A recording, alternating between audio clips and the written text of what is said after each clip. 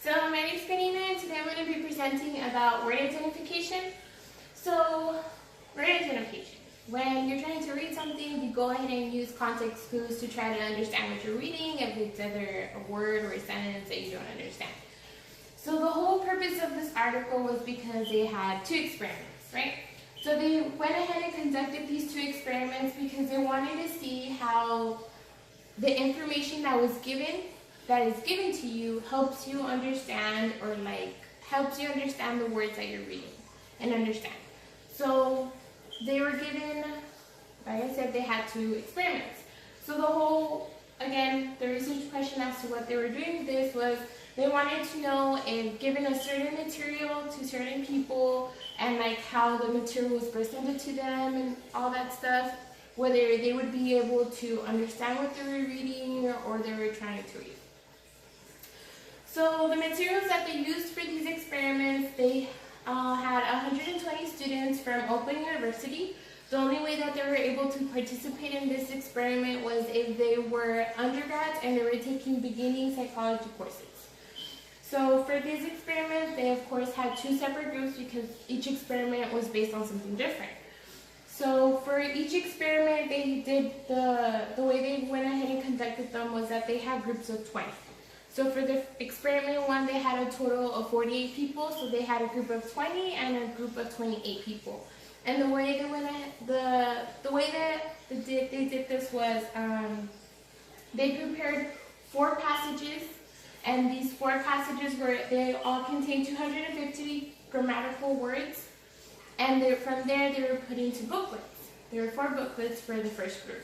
And these booklets were passed out to all the participants in the group. And the participants had a total of 135 seconds for each booklet. Now the thing here is, like for the first experiment, the way that they were given the material is that the words were all separated.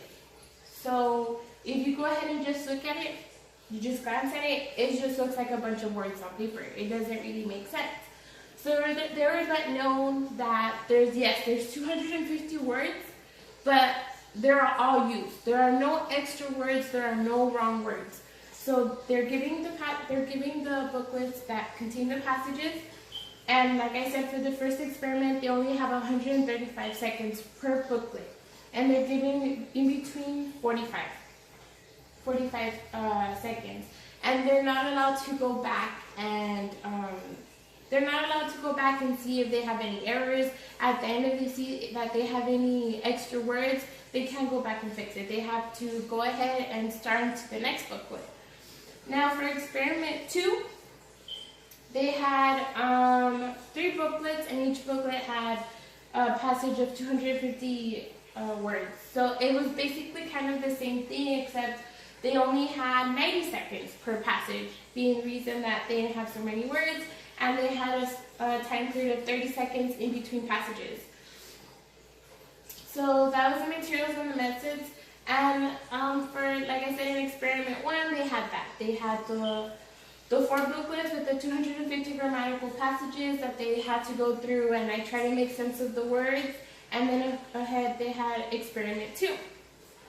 So for experiment 1, those scores are based on the proximity that they were able to make with the words that they made from the passages. And it shows right here the number of correct words that they made, the errors, and as well for experiment 2. Now for experiment 2, the purpose of that one was the function of linguistic violation. So it was word boundaries and stuff like that. I guess I put a little picture so you guys can have a visual of how they were put into groups. But yes, that was the whole point of these 2 experiments, was because they wanted to know how well people would react to things. I don't know if you guys have ever seen, there's this post on Facebook where it says, if you're able to read this, you're super smart. And it goes back to, as long as the first word and the last word in the word are in the right place, you'll know what you're reading. And if they're not, well then you lose focus as of, okay, what is it trying to say? as well as goes to other posts where like the words are flipped upside down, but it also goes back to that. As long as the first word and the last word are where they're supposed to be, you're gonna be able to know what you're reading and like be like, oh yeah, like you feel so cool because you're like, yes, like I know what that word says. So it goes a little bit back to that. Like out of just this word right here, you can make like these letters right here, you can make a total of like maybe 3 different sentences, like a little different sentences as of like what it is.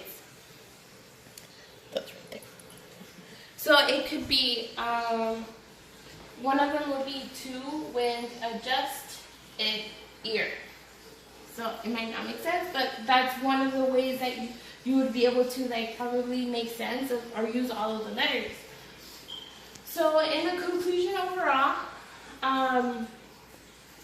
they realized that yes, there were errors. There were some people that they had some words left over, or like they went ahead and they looked through the passages and some of the stuff didn't make sense, whether they felt really rushed or they just cracked under pressure and they just started to like whatever they could. So overall, they came to a realization, and I think we all know this, that if they don't know what the passage or what you're reading about, you're gonna have a really hard time trying to make sense of what's given to you. Like even when you go into a lecture and you're gonna learn something new, you usually know ahead of time what you're gonna learn. Like your professor lets you know, hey guys, like we're gonna be talking about so and so and so next time. Like, you know, just be aware.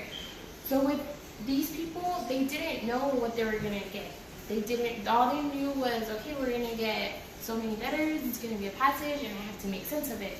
So they came to the realization that yes, like knowing what you're gonna read or what you're going into helps a lot with your understanding and knowing what you're doing. So like that's one of the things they also realized, like I said before, like you're not able to make sense of something or try to put together a word if you don't know what you're covering or what you're doing and stuff like that.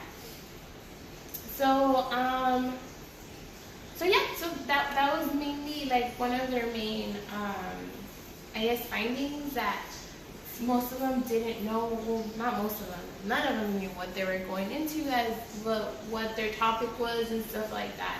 So maybe I guess that would be a reason why they saw a variance between both experiments, because none of them knew what they were doing, like what they were reading and stuff like that. I think like another great way, like on a reflection paper, we talked about how we can implement whatever we learned from this article into like our future classes is doing activities with your students, like so they have more of an understanding of like word identification. Like I feel like a great activity that you could do with your students would be like the one, like it's so basic, like the ones you see on Facebook, like those posts where like, oh, if you read this, like it's fun for them, because not only are they being more interactive with what they're learning, it's like, oh, like I feel special because, you know, like I can read this, and maybe the other person has, like the other person might be struggling a bit, but like it'll boost their enthusiasm to want to learn about like word identification and like have more of an understanding of what they're doing. So yes, that was my presentation on word identification.